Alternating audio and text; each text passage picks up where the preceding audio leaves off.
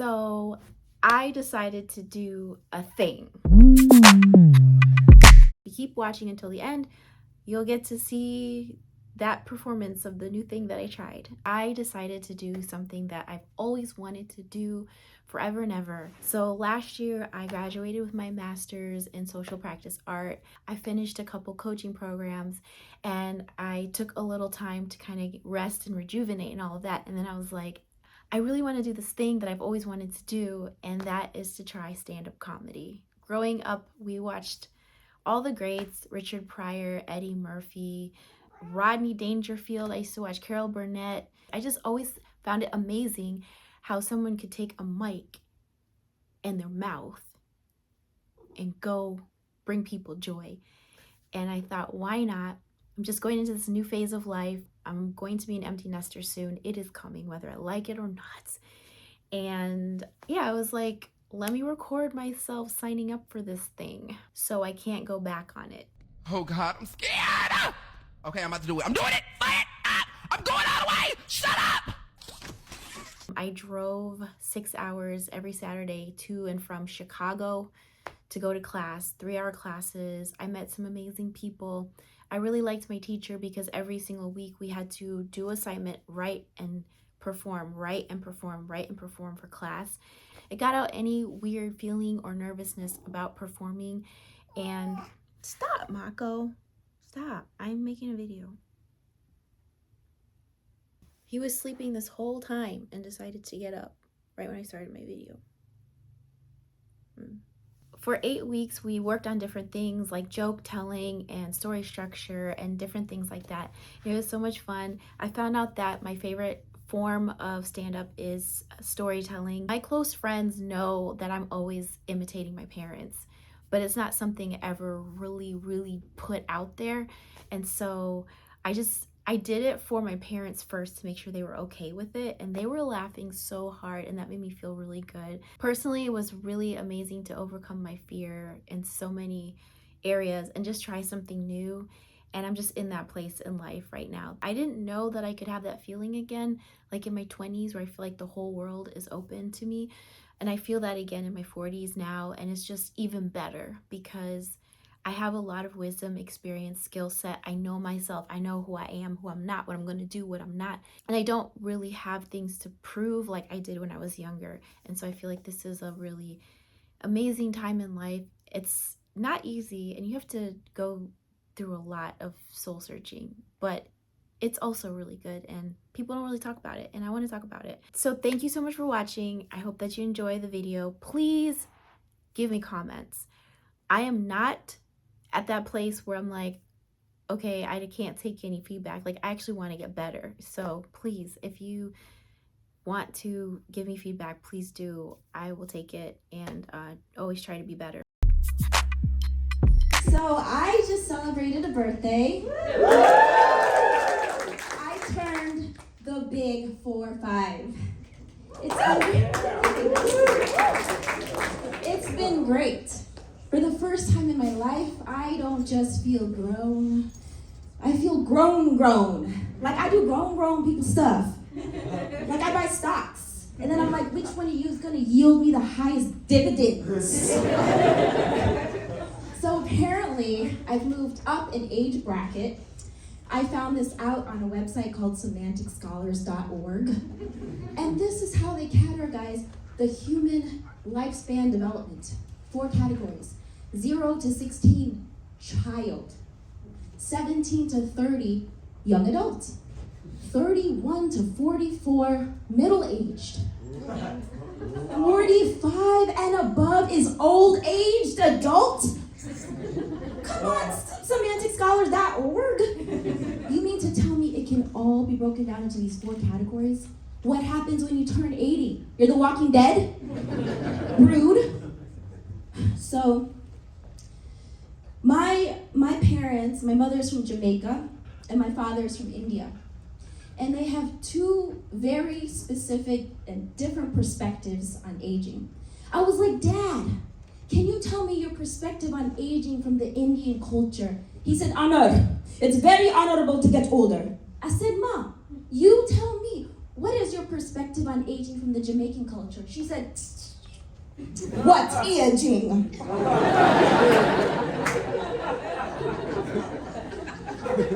But this American culture, aging is weird.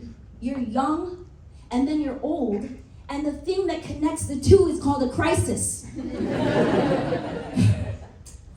But I have this theory. You ever look at older people and you're like, how did you get like that? Like, when did it happen? At what moment did you give in? I don't know what I think about this stuff. I have a theory. I think the 40s is the key time you have to pay attention to the imminent danger of old people behavior. Okay? I'm gonna submit to you, if you follow what I'm about to tell you, you will be 80 years old and not have old people behavior. You ready? I'm about to drop some nuggets right now. Okay? Forget anti-aging cream. Forget hair transplants. Forget trying to fit into your high school jeans. These are the areas you need to pay attention to. Number one, if somebody asks you how you're doing, say the answer and keep it moving. I'll give you an example. Hey, DJ, how's it going? I'm doing great. I'm at the second city. I'm happy. For you church folks, I'm blessed and highly favored. Keep it moving. Under no circumstance do you tell people what's going on with your body. Nobody cares about the skin tag under your left breast. Nobody cares about your enlarged prostate. And nobody cares how many times you had to get up to pee last night. 3, I had to get up 3 times. But I understand, a lot's going on in your body. You think about it all the time, it just rolls out of your mouth. I mean, the other day I was in the kitchen with my daughter, and she was like, Mommy, how are you doing today? I said, I am having trouble sleeping. I think I'm in perimenopause. And I think I'm mourning the end of my childbearing years. She was horrified. And so was I. It had happened, I had crossed over, I was acting like an old person, but I covered it. I was like, girl, psych. I'm fine, you fine? You hungry, you want a snack? Pro tip, if you slip up, offer people snacks. No one cares how old you are. We all love snacks. Some Dunkaroos, zebra cakes, honey buns, Reggie bar, razzle dazzle, high C ecto cooler, fruit by the foot, bagel bites, push pops. Everyone will forget you were born in the 1900s. Number 2, we do this every day, several times a day. This is important to pay attention to. Sitting.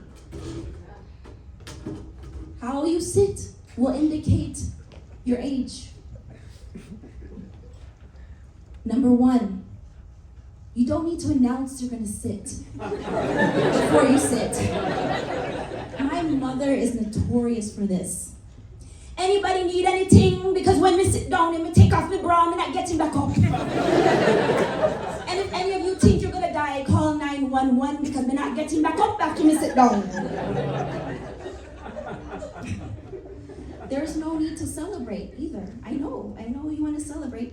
My father is notorious for this. I grew up with a Hindu father. I swear the man converted to Christianity every time he sat down. Thank God. Thank Jesus. Thank the Holy Spirit. And no matter what you do not fall asleep in this position. Classic old people behavior. And so now we're sitting down. What do you have to do after you sit down? You've got to stand up. There are 3 major ways I've noticed that can happen when you're getting older.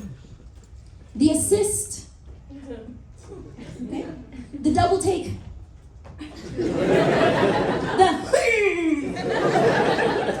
But it's okay if you do this. I have a solution for you. I got you covered. I got you. Okay? My mother just turned 75. She told me this trick.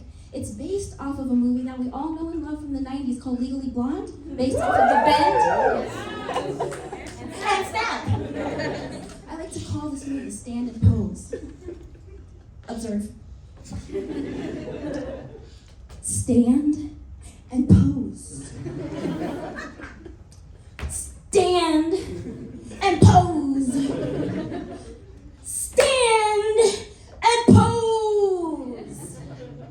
And then hold your head up high and walk like age ain't nothing but a number. That's my time for tonight. Thank you so much.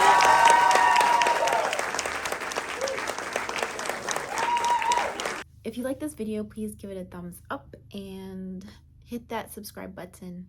And let me know what you want to hear from a person in their 40s who's been acting and making films for like 2 decades. And raising kids. And learning how to integrate my mixed immigrant identity and stuff like that. And 20 years of marriage. So if you have any questions, just ask away down there. All right, bye.